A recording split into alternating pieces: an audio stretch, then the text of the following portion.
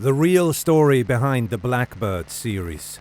Taron Egerton portrays drug dealer Jimmy Keane in the new Apple TV Plus prison drama Blackbird, which is based on his book In With the Devil, a fallen hero, a serial killer, and a dangerous bargain for redemption.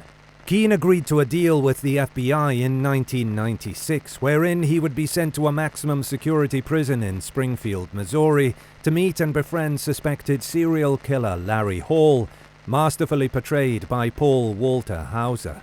Hall was incarcerated for the kidnapping and murder of a 15-year-old girl, but there was concern that he may be released, despite the FBI's suspicion that he was responsible for countless other killings. If Keane could convince Hall to confess to additional crimes and reveal the locations of the bodies, Keane would be released from his 10-year sentence. Welcome to Bad Things. Today we look at Blackbird, the new true crime series, and how the true story is even darker than what you see on screen. The 6-episode series follows Keane as he accepts the FBI deal and seeks to befriend Hall, as well as 2 law enforcement officers as they search for further proof of Larry's criminal activities. Obviously, the most intriguing character in Blackbird is Larry Hall himself, whose background, including childhood flashbacks, is woven throughout the series as Keane becomes acquainted with him. The majority of what is seen on screen is accurate, however there is more to Larry Hall's history than what is portrayed in the series. Who is Larry Dwayne Hall? Larry Dwayne Hall and his twin brother Gary were born on December 11, 1962, in Wabash, Indiana. According to a document prepared by the psychology department at Radford University in Virginia, Hall was antisocial in school, had a low IQ, and was bullied for being slower than other children and for having a speech impediment. According to Blackbird, Hall and his brother Gary routinely helped their father, Robert Hall, dig graves while they were youngsters, before Hall began working as a janitor after leaving school. The Radford University document also states that Hall was accused of perpetrating arson, vandalism, and other misdemeanors in his hometown of Wabash as a youngster. It is thought that Hall committed his first murder at the age of 18. Dean Marie Pyle Peters, age 15, vanished from her middle school in Grand Rapids, Michigan in February 1981, and her corpse was never found.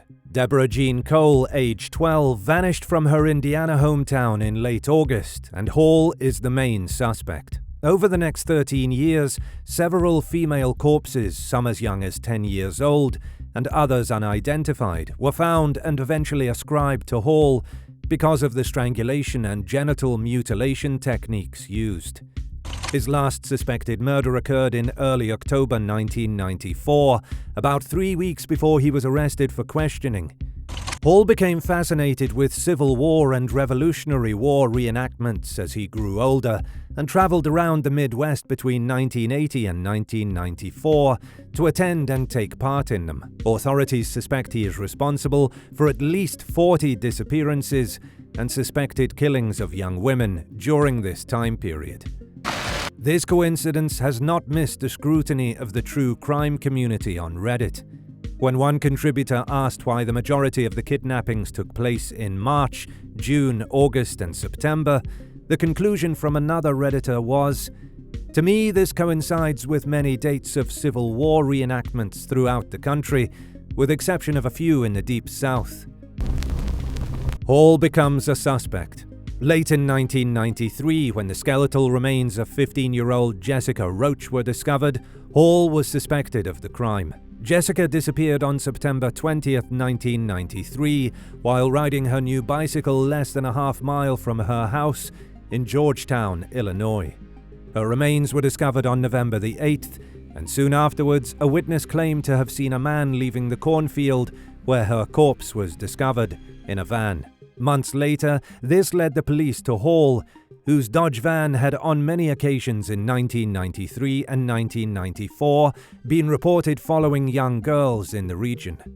A teenager jotted down the van's license plate and reported it to the police, who figured out that it belonged to Larry Hall.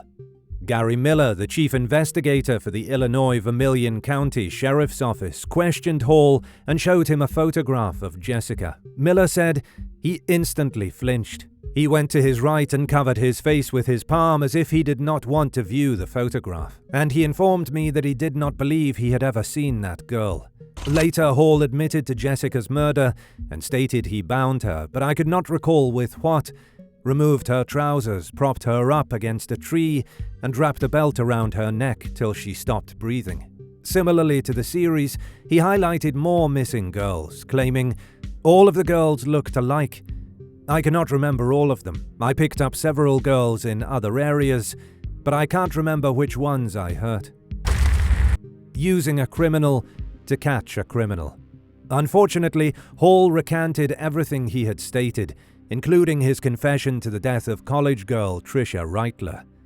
The investigators started to question if they had apprehended a serial killer or serial confessor. In the end, Hall was convicted of abducting Jessica Roach based on evidence discovered in his van, but detectives felt he was responsible for several more deaths. Jimmy Keane was an outstanding high school football player in Kankakee, Illinois. Instead of concentrating on his bright future in the sport, however, Keane began to distribute narcotics, particularly cocaine. He traveled to Chicago at age 17 to expand his illicit business. The Drug Enforcement Agency and local law enforcement apprehended Keane in 1996 as part of a drug operation led by Assistant U.S. Attorney Lawrence Beaumont. Keane was sentenced to 10 years in prison without the possibility of parole. Beaumont contacted Keane with an offer 1 year into his sentence. Become an undercover informant in a maximum security prison in Springfield, Missouri, and target Hall. In return for his participation in this risky endeavor, Keane would be released from prison early. Keane first refused to take part in the operation, but after his father, Big Jim, had a stroke that endangered his life, he changed his mind. After 5 months undercover, Keane was able to acquire Hall's trust, and he began to question him about his misdeeds, with the promise that they could stay friends even if Hall confessed to the many alleged murders. Hall did confess to Keane in prison that he had murdered Tricia, but he did not provide the location of her corpse. Later, Keane found Hall with a map in the jail workshop. He was cutting falcons out of wood and affixing them to the map. It was a map with red dots over Indiana, Illinois, and Wisconsin, and he covered it up really fast, Keane later said. According to Hall, the falcons were put on the map to watch over the dead. Here, the Blackbird series deviates somewhat from actual events. In the series, Hall is much more forthcoming, showing Jimmy the map and bragging about his atrocities as Jimmy begs him to give the family peace by disclosing where the remains are buried. When Hall refused, Keane exploded and referred to Hall as a monster, so ending their friendship. In Blackbird, after his meeting with Hall, Keane is unable to contact the FBI or those who know why he is in Springfield jail, and he is placed in solitary confinement while Larry mails the map and falcons to his family. His father is subsequently seen destroying the evidence by burning it. Similar circumstances occurred to the actual Jimmy Keane, although the fate of Hall's map and wooden sculptures is unclear.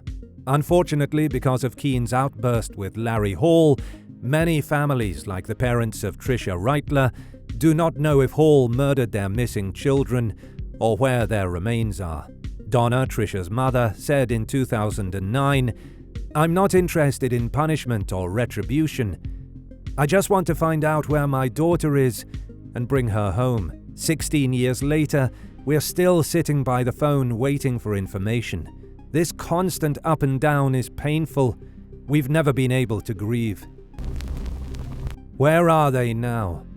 Jimmy Keane is alive and well, even earning an executive producer credit and a cameo appearance in the last episode of Blackbird. In 2010, Keane published In With the Devil, a fallen hero, a serial killer, and a dangerous bargain for redemption, a novel on his encounters with Hall. Keane has also been featured in a number of television appearances and documentaries about his participation in the Larry Hall case. Since his incarceration, Hall has confessed to and recanted more than 35 killings. Authorities think Hall might be responsible for the killings and disappearances of 40 to 50 young women, making him one of the most prolific serial killers in the United States. Hall is incarcerated in a medium-security federal prison in Butner, North Carolina. Thank you for watching Bad Things. Hit the subscribe button, like button, and notification bell, and share our channel for our up-and-coming true crime videos.